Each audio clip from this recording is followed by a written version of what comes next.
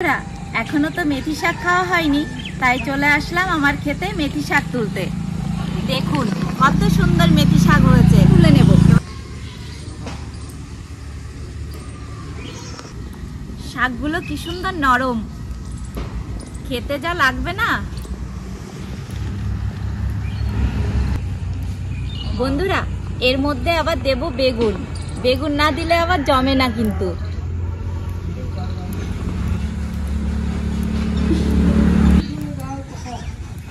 দেখুন বন্ধুরা, কি সুন্দর হয়েছে না? শুধুই গোবরের সারে তৈরি।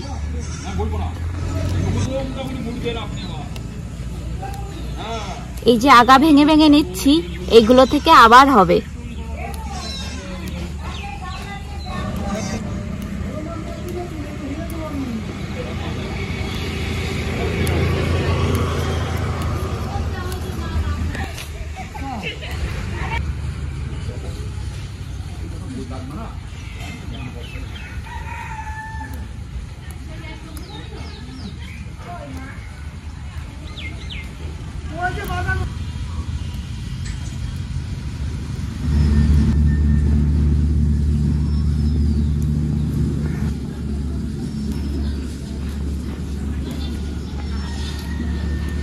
এই যে এক ঝুড়ি মেথি শাক তুলে নিয়েছি, আর তো লাগবে না। এবার চলুন কটা বেগুন তুলে নেব।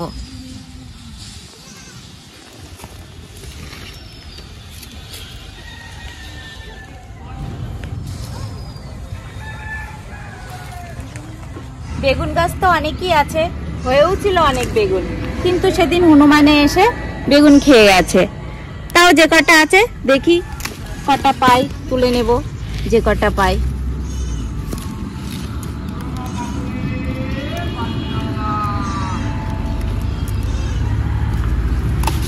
কাটা বেগুন তো তুলতে খুব অসুবিধাই হয়ে যায়।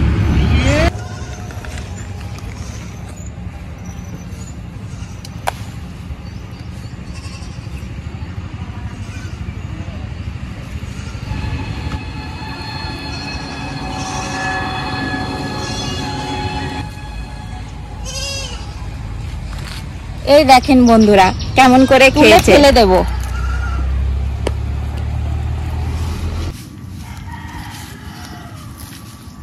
বন্ধুরা, আর তো লাগবে না, এগুলোতেই হয়ে যাবে। চলুন এবার রান্নাঘরে যাই।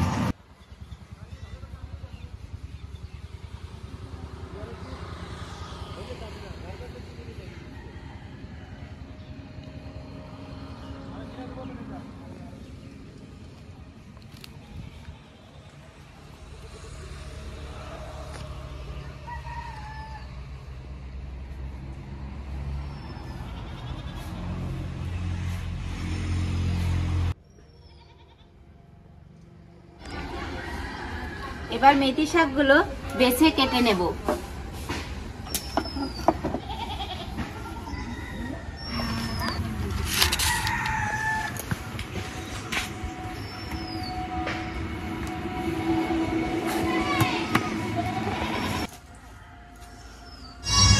বন্ধুরা, শাকগুলো এরকম ভাবে ঝাড়া দিলে পোকাগুলো চলে যাবে।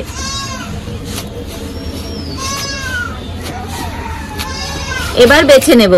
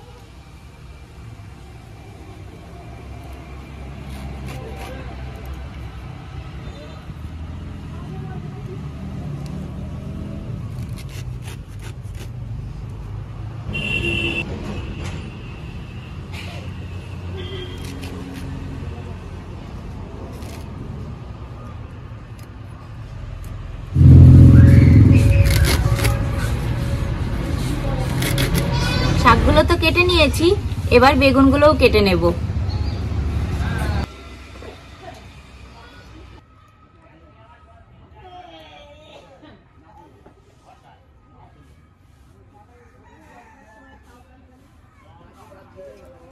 ধুয়ে নিয়ে বসে গেছি, এবার রান্না শুরু করে দেব।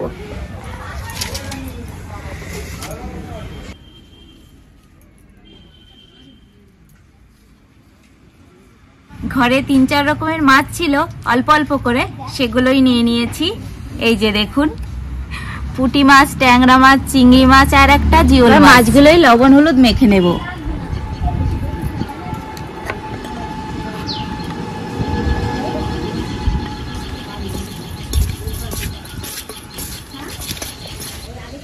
মাছ ভেজে নেওয়ার জন্য কড়াইয়ে তেল দিয়ে দিচ্ছি।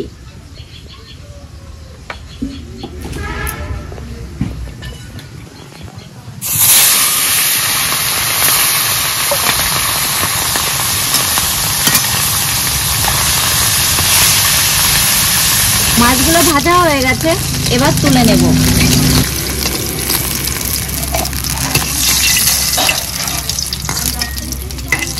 ভাজা তেলের ওপরে দিয়ে দেব কাঁচা লঙ্কা।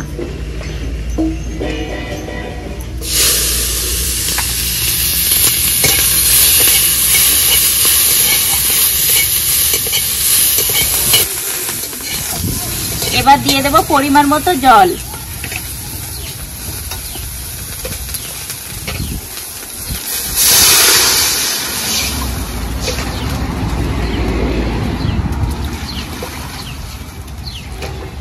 একটু ঝোল ঝোল করবো তো, তাই অনেকটা পরিমাণেই জল দিলাম। এবার ভালো করে ফুটিয়ে নেব।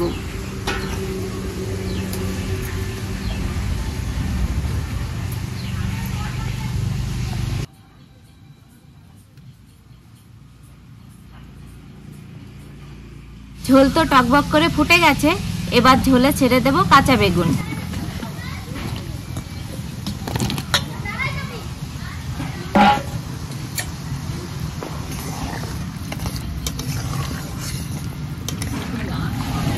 ঝোলে দিয়ে দেব স্বাদ মতো লবণ।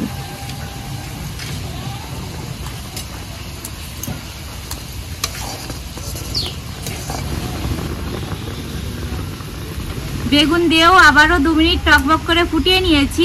এবার ঝোলে মেথি শাক দিয়ে দেব।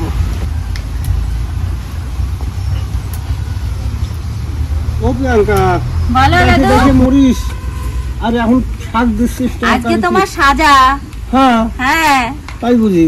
তাই তো। আচ্ছা, তা ভালো কথা, তাড়াতাড়ি করে ভালো দেখি। বসো দাদু। তাহলে ভাই বলো, আজকে কি রান্না করছিস ভাই? 3-4 রকমের মাছ দিয়ে মেথি শাক আর বেগুনের ঝোল। ও, একেবারে জমাই রান্না হবে ভাই আজ। জমে যাবে বলো। দেখি তাহলে আমি বসে পড়ি, কেমন? হ্যাঁ বসো। তো কাছাকাছি বসে দেখি। বসো, আমার কাছেই বসো। আমার কাছে না বসলে তো তোমার আবার মজা হবে না। বাবা, তাই তো, ঠিক বলছিস ভাই। এ দিয়ে দেব পরিমাণ মতো হলুদ।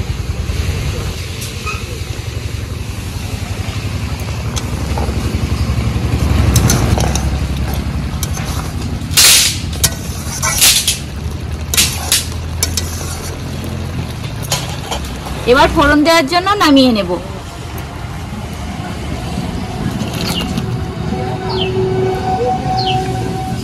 এবার কড়াইয়ে তেল দিয়ে দেব।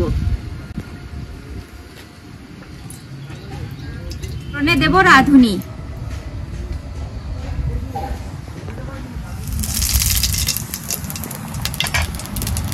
উপরে ঝোল ঢেলে দেব।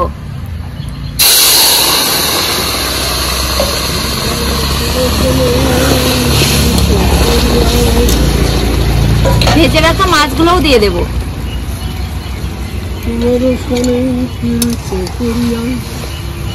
আমার কান্তে গেল রে, আগে জানি না, আগে জানি না রে দয়া, তোর প্রীতি পরাণ যাবে।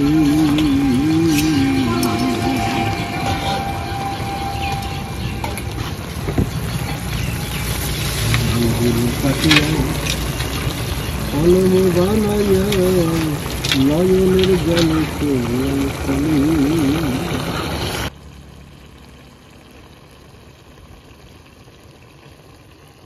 আমার রেসিপি তৈরি হয়ে গেছে, এবার নামিয়ে নেব।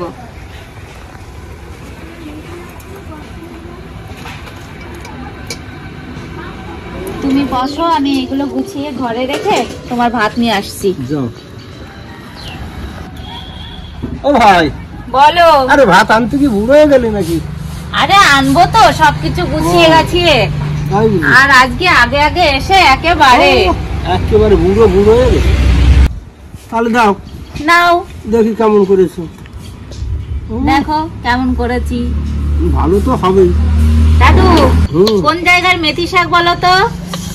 কেন আমাদের ওই জমির? বাহ, ঠিকই তো ধরেছো। হ্যাঁ। আরে এত রকমের মাছ কোথায় পেলি ভাই? কেন বাবা বাজার থেকে নিয়ে নানান এসেছিল, রকমের মাছ। একটু একটু করে জমা হয়েছিল। তাই বুঝি? ভালো করেছিস। তাহলে খাইয়ে দেখা যাক, দেখি কেমন রান্না করেছিস।